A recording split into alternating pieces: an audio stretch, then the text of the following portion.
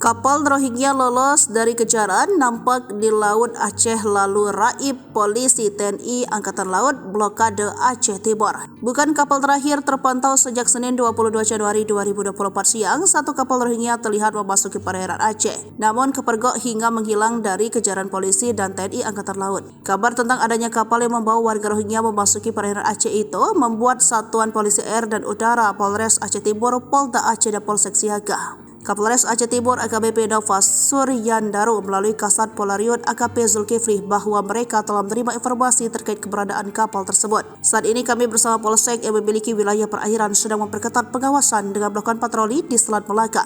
Tujuannya adalah mencegah masuknya kapal asing tanpa izin ke perairan kami, kata dilansir dari Serambi News. Selain itu, polisi dan TNI AL mengajak seluruh masyarakat yang berada di bibir pantai untuk turut mengawasi pergerakan kapal asing. Hal ini diharapkan dapat mendeteksi keberadaan kapal yang masuk ke perairan Aceh Timur tanpa izin. Operasi ini tidak hanya untuk mencegah imigran ilegal, tetapi juga sebagai langkah antisipasi terhadap peredaran narkoba, senjata api ilegal, dan kejahatan perompakan di laut terangnya. Total sudah 1.600 lebih warga Rohingya yang masuk ke Indonesia.